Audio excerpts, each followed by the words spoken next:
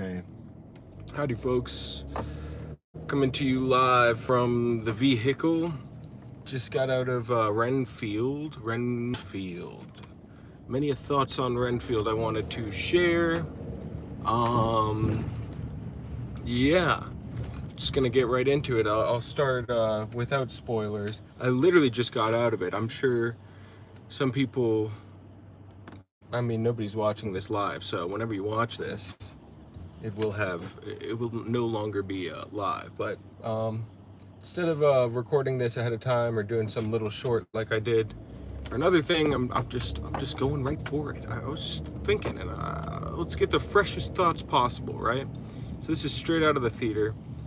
All I did was pee. So let's see, Renfield. Okay, so first problem, not even a problem with the issue, problem with myself. I did get there a little smidgen late. And for some reason, the theater had the wrong poster outside. I had the poster for Air. So I don't know what's happening in the first act. There's something with, he's getting pulled over by Aquafina and Nicholas Holt's character. There's like when their little meet cute interaction or whatever. I missed this whole first 10 minutes. So there may have been some vital things, but personally, as a fairly, if anything, overexperienced film viewer, sometimes I find when I miss, not to justify my lateness, I honestly was just running late, but sometimes if I miss a little bit of a movie, it does, it almost makes it a better viewing experience because it's not so obvious as to what's going to happen if everything's been foreshadowed in the first couple of minutes. So sometimes actually missing the beginning can actually make it more interesting to me if it's spelled out a little too obviously, like in the edit or whatever. So speaking of editing, that was one thing that usually doesn't stand out to me, but the editing did. There were a couple, it took me a little bit to get into it. And so this is, again, I was a little late to it, but it took me a little while to get into the film. And I don't know if this is, because I'm working myself because I was a little late to it, or because of like the tone or whatever. But it's very difficult. I've found lately TV shows are quick, and so you can get away with comedy in TV shows or animated shows in a lot easier of a way than you can in a feature film. Obviously there's stuff like Superbad, stuff that's funny in a feature film.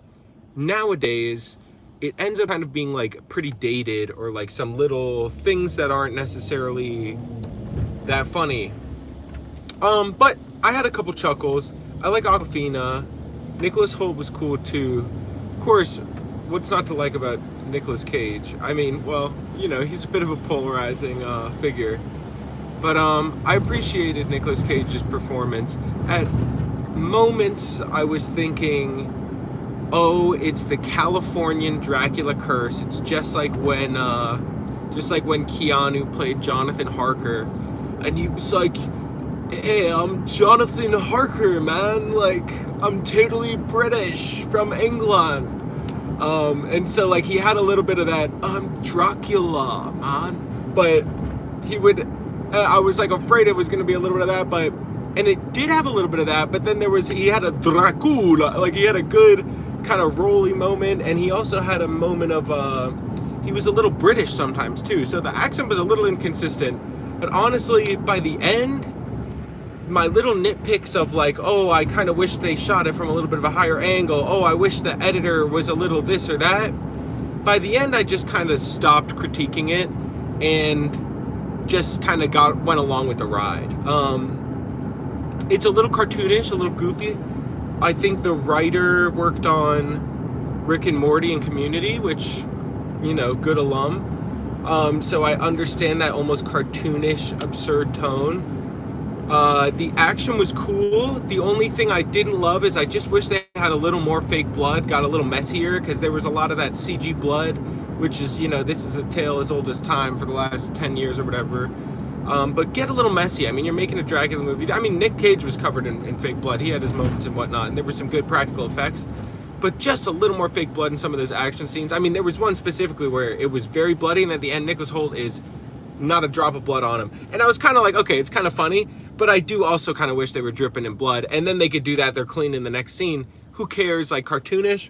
It was the tone of a comedy live action is a little difficult to pull off sometimes cartoonishly, but I think this did a fairly good job. I don't know. I wouldn't say it's my favorite movie. I wouldn't say it sucked. There were definitely moments I liked. I hate to say it's just like a middling movie, but the main thing for me I found was that I think is its greatest strength and yet its greatest weakness is kind of like the elevated horror aspect of it, right? Obviously, you have, this is getting into spoiler territory, I suppose, as well, so warning. But you have this metaphor of codependence, and so obviously, literally, Renfield is kind of this subject of Dracula, and it's all about taking the power back and self-respect and identifying codependence and being able to be an autonomous individual, which I think is cool.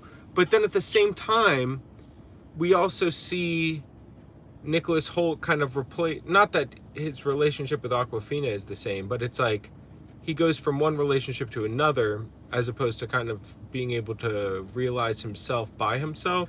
So, but I guess it's a healthy dynamic. So even though it's with someone else, it's at least a healthier dynamic where they're both kind of doing stuff. But yeah. So do I think the metaphor got in the way? I don't know. I feel like the metaphor, it's like a paradox, you know? It's like, it feels like the metaphor got in the way of the story or the fun a little bit, but it also feels like without the metaphor, it wouldn't work in a way, right? I think the kind of like coda group thing, it's a bit tried sometimes, but you don't really see codependence anonymous, which is a real thing. So I suppose I appreciate that they included that. And it was kind of an interesting take for a subject like this.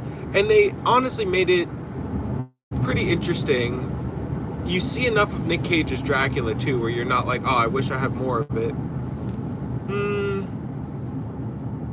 Yeah, it's not bad. I haven't logged it on Letterboxd yet, but I'm thinking maybe 3.5 stars is suitable. Because I feel like 4 stars, I'll give a movie 4 stars. I feel like if it's like solid, like if it's like the metaphor matches, it's like my enjoyability, the whatever sort of subtextual consistency, and like just like technical solid filmmaking. If it's like passing on all 3 of those, then I'll probably give something 4 stars. And if it does something exceptional, then it might get 4 or 4.5 or 5. But this, it's like it was competent technically, but like I said, there were some editing things and stuff that took me out of it a little bit, but I can forgive that to a certain extent. The performances were fine, but they weren't phenomenal. The subtext was fine, but it wasn't mind-blowing. It was perfectly finely executed. So I guess give it 3.5 stars probably on Letterboxd, because it was fun and it was well intentioned. Like I feel like if this movie has a heart, it has a good heart. Yeah. So overall, oops, I would say I just ran a yellow light in front of a police officer, but it was yellow, not red, so we're okay. Don't live and drive, folks. Okay. I think that's just about all I got to say about Renfield. So, yeah. If you like horror, if you've missed a horror comedy, definitely go check it out. If you're a Nick Cage person, if you can't get enough Nick Cage, check it out.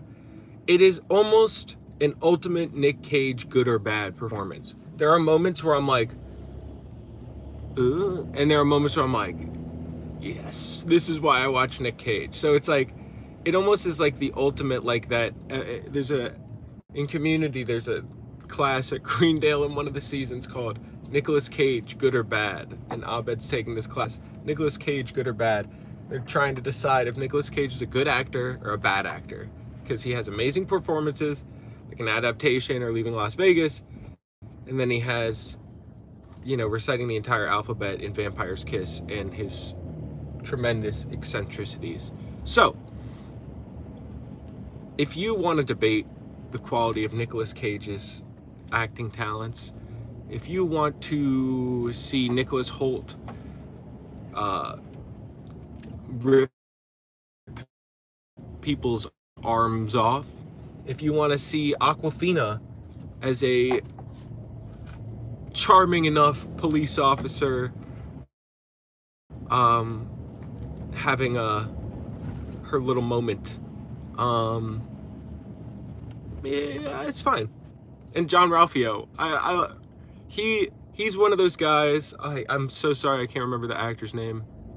I want to say his name's Ben something. I don't know. Whoever plays John Ralphio in Parks and Rec, Ben Schwartzman, got it. Haha, recollection. He plays this like bratty, like son of a drug lord or crime kingpin, and he's kind of fun. He's a fun. His character, I feel like he had stuff where he's like he had stuff that if it wasn't him, I would have not bought it or I would have not liked it. And because he's so goofy, I was like, all right, let's go.